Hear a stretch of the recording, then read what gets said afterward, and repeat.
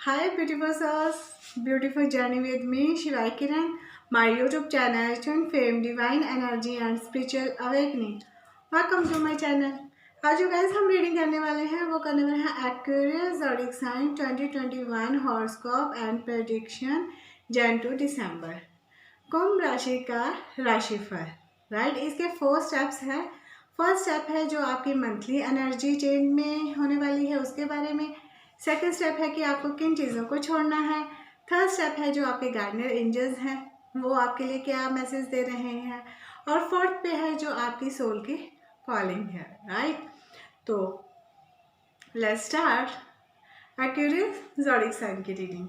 सबसे पहले ये जो स्प्रेड है इसकी जो रीडिंग है समरी है वो ये निकल के आई है गाइज। इसमें ये है जो हमारे एक्वेरियस ज़ोडिएक साइन वाले हैं वो कहीं ना कहीं प्यार के लिए तरस रहे हैं और उनकी लाइफ में प्यार नहीं आया है। मीन्स जितना वो प्यार देने के काबिल हैं उनको उतना नहीं मिला है। तो एक्वेरियस ज़ोडिएक साइन वाले इस सिचुएशन में होते हैं जो सिर्फ टेकर होते हैं, वो गिवर नहीं होते हैं। वो हमेशा देना ही जानते हैं, लेना वो नहीं जानते हैं। यहाँ पे भी यही निकल कर आ रहा है और उनके इसी कारण उनकी जो इमोशनल लाइफ है, जो पर्सनल लाइफ है, उसमें बहुत से प्रॉब्लम्स आ रही हैं और उसके कारण उनके हर एक लाइफ का जो पहलू है वहाँ पे भी डिस्टर्बेंस है। तो एक्वेरियस के लिए यही है कि उनकी लाइफ में कुछ ना कुछ डिस्टर्बेंस आ रही हैं और जो आनी है उन्हें इस चीज़ को कंट्रोल करने की ज़रूरत है। और यहाँ पे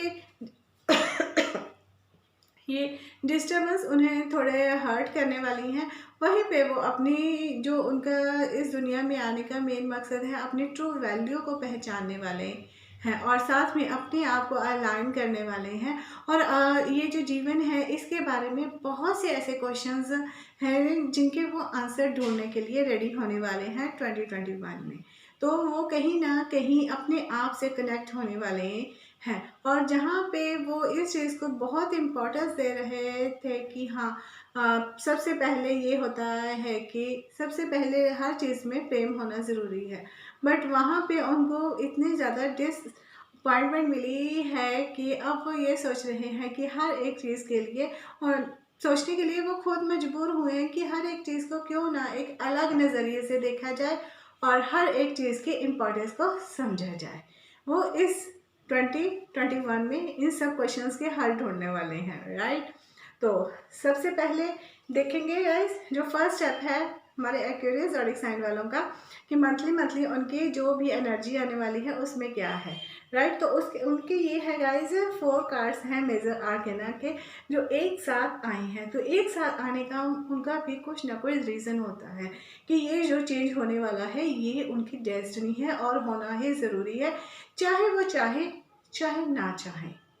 तो फर्स्ट कार्ड है जनवरी में है वो द हैंगमैन सिचुएशन में है। द हैंगमैन है जो वो है रिवर्स में, सॉरी, जो द हैंगमैन है वो है रिवर्स में। तो रिवर्स में होने का मतलब है कि अब उन्हें अपनी वैल्यू समझ आ रही है कि हर किसी के लिए कुर्बानी देना ज़रूरी नहीं है। आप देख सकते हो कि वो यहाँ पे खड़े हैं, किसी ने उनको नहीं खड़ा किया है, वो खुद खड़े हैं अपनी इच्छा से, अपनी मर्जी से। और जब वो यहाँ पे खड़े हैं तो उन्हें इस चीज़ का समझ आ रही है कि मैं यहाँ पे क्यों हूँ। और उनके जो हेड है वहाँ पे कुछ चल रहा है। मीन्स वो जनवरी में ये सोचने वाले हैं कि आखिर मेरे जीने का मकसद क्या है, आखिर मेरा यहाँ पे आने का कारण क्या है। ठीक है, इन सब क्वेश्चंस उनके दिमाग में उठने वाले हैं और वो इनके हल ढूंढने के लिए रेडी होने वाले हैं जनवरी में। और फरवरी में आते आते द टावर आ गया है रिवर्स में। द टावर रिवर्स में यही बताता है कि ये चेंज उनके लिए ज़रूरी है, चाहे वो चाहे ना चाहे। फेब में उनकी लाइफ में कुछ ऐसा चेंज होने वाला है जो उनकी सोचने के नज़रिए को ही बदलने वाला है। वो हर एक सिचुएशन को एक अलग ढंग से देखने वाले हैं, चाहे वो उनकी पर्सनल लाइफ है, प्रोफेशनल लाइफ है या स्पिरिचुअल लाइफ है, किसी भी तरह की लाइफ है उसको एक अलग नज़रिए से देखने वाले हैं। और इस समय आते आते मार्च में द हर्मिट आया है रिवर्स में। तो हर्मिट रिवर्स में ये बता रहा है कि वो अपने किसी गुरु की तलाश में निकलने वाले हैं। उनको सहनशीलता का पाठ पढ़ाया जाने वाला है। वो बहुत अपने आप को सहनशीलता, पेशेंस में लेके आने वाले हैं कि हर सिचुएशन पे उनको भटकना नहीं चाहिए है। और जब वो इस सिचुएशन में आ जाएंगे, एक स्टैग्नेंट एनर्जी से वो बाहर निकल जाएंगे कुछ करने के लिए, तो उनका जो अप्रैल में निकल के आया है द एम्परर आया है। एम्परर वो एनर्जी है जो हर एक चीज़ को करने के लिए रेडी हो जाती है। मीन्स लाइफ की बागडोर उनके अपने हाथ में वो लेने के लिए रेडी होने वाले हैं। लाइफ के हर एक पहलू की, हर एक सिचुएशन की जो बागडोर है वो इनके हाथ में आने वाली है, फैमिली की भी आने वाली है। मतलब ये हर सिचुएशन को अच्छे से संभालने के लायक हो जाएंगे और इनकी जो ट्रू वैल्यू है वो सबको पता चलने वाली है अप्रैल में। और जब ये सब होने वाला है तो मई में उनका जो नज़रिया है हर चीज़ को बदलने का, वो 4 ऑफ कप्स में अप में आया है, तो हर एक नज़रिया बदल जाएगा, उनके लाइफ में एक नयापन आने वाला है और डिवाइन की तरफ से जो उन्हें एक नया ऑफर कप मिलने वाला है वो उस चीज़ के लिए भी रेडी होने वाले हैं। और जब वो इस चीज़ के लिए रेडी होने वाले हैं, एक अपने आप को नए रूप में, अपने नए वर्जन में देखने वाले हैं, तो जून में उनके एज ऑफ पेंटिकल्स आया है। एज ऑफ पेंटिकल्स ये बता रहा है कि वो हर एक सिचुएशन को बहुत अच्छे से हैंडल करने वाले हैं। अपने पेंटिकल्स डिवाइन की तरफ से आ रही हैं, ब्लेसिंग उनको एक सुरक्षा कवच के रूप में रखने वाले हैं, मतलब हर तरह से वो रखने वाले हैं। और जब वो इस सिचुएशन को अच्छे से संभालने वाले हैं तो कहीं ना कहीं जुलाई में जाकर वो थोड़े से डिस्टर्बेंस में आने वाले हैं, क्योंकि 8 ऑफ सॉर्ड्स आया है। 8 ऑफ सॉर्ड्स यहाँ पे उन्हें फिर एक ऐसी एनर्जी में लेके जाने वाला है जहाँ पे वो देखने के लिए मजबूर हो जाएंगे कि ये सब क्यों हो रहा है जुलाई में, कि एकदम से सिचुएशन ऐसी हो गई है कि वो अपने आप को उस सिचुएशन में बंधा हुआ फील कर रहे हैं। बट ये सब कुछ वो सोच रहे हैं अपने माइंड में, और अपने माइंड में सोचते सोचते वो एक तरह से अपने आप को एक घिराव में फील कर रहे हैं और वहाँ से वो छुट की कोशिश भी करेंगे। और उनको यहाँ पे भी ये रियलाइज़ होने वाला है कि ये सब तो उन्हीं की तरफ से अपने लिए ही बनाया गया एक चक्रव्यूह है, यहाँ से उन्हें निकलना ज़रूरी है। और उसके बाद है नाइट ऑफ वॉन्ड्स, अगस्त में आ रहा है, वो आया है रिवर्स में। तो नाइट ऑफ वॉन्ड्स रिवर्स में यही बता रहा है कि अगस्त में वो एक ऐसी एनर्जी में आने वाले, बहुत फायरी एनर्जी में आने वाले हैं। उनके अंदर एक अजीब सा स्ट्रेंथ आने वाली है कि हर सिचुएशन को करने के लिए वो रेडी हो रहे हैं। और जब वो ऐसा करेंगे सितंबर में फिर 7 ऑफ वॉन्ड्स रिवर्स में आया है, जहाँ पे उन्होंने अपने आप को अलग कर लिया था हर एक सिचुएशन से। अब वो अपने प्रोटेक्शन का एक घेरा बनाएंगे और उन्हीं उनको एंटर करने देंगे जो उनके जैसे होंगे या उनकी बात को समझेंगे। मीन्स वो अपने ऑरा में किसी और एरे को एंटर नहीं करने देंगे। वो बहुत स्ट्रांग होने वाले हैं और कुछ स्ट्रांगली डिसीजन लेने वाले हैं। और जब वो ऐसे करने वाले हैं तो अक्टूबर में आया है क्वीन ऑफ सॉर्ड्स आया है।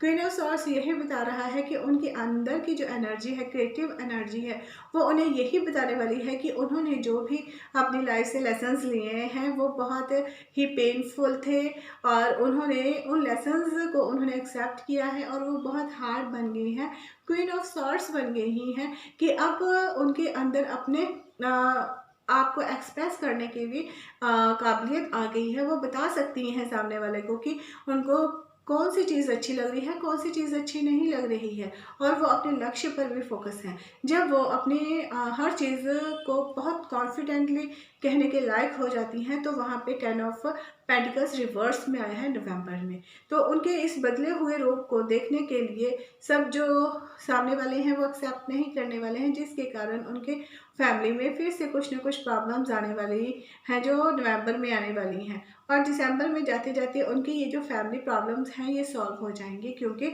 10 ऑफ वॉन्ड्स आया है रिवर्स में। तो 10 ऑफ वॉन्ड्स रिवर्स में यही बता रहा है कि इतना सब करने के बाद कहीं ना कहीं वो अपनी जो रिस्पॉन्सिबिलिटीज़ हैं ना सबको बांटने, फैमिली मेम्बर्स में, सोसाइटी में, हर एक को अपनी अपनी रिस्पॉन्सिबिलिटीज़ बांटने के लायक हो जाएंगी और उनकी बात भी सुनी जाएगी। यहाँ 10-10 के एक साथ आने का मतलब ये है कि परिवार की जो भी रिस्पॉन्सिबिलिटीज़ है वो सबको बताने वाले हैं कि आपको परिवार, एक फैमिली होने के नाते आपकी जो रिस्पॉन्सिबिलिटी है उसको आपको संभालने की ज़रूरत है, एक ही इंसान के ऊपर नहीं घेरनी है। तो आफ्टर ऑल आपके यहाँ पे जो ये निकल के यही आया है कि आप अपनी फाइनेंशियल सिचुएशन को संभाल लोगे और आपके ऊपर बहुत सी रिस्पॉन्सिबिलिटीज़ आने वाली हैं, आपको उन्हें भी हैंडल करना है। उसको हैंडल करते करते आप फिजिकली और मेंटली कहीं ना कहीं डिस्टर्ब होने वाले हो, बट आप अपनी वैल्यू को समझ समझने वाले हो कि अब हर किसी को लिए करना सही नहीं है, अब अपने लिए भी कुछ किया जाए, ये आपके लिए एक नया होने वाला है। बट यहाँ पे यही निकल के आ रहा है कि आप कहीं ना कहीं इमोशनली लेवल पे वीक हो रहे हो। जहाँ पे आप इमोशनल लेवल सिर्फ दिल से सुनते थे, अब आप दिमाग की भी सुनने वाले हो, आप अब प्रैक्टिकल होने वाले हो, ये आपके लिए गुड न्यूज़ है, राइट। तो सेकंड स्टेप ये है कि आपको किन चीज़ों को छोड़ना है।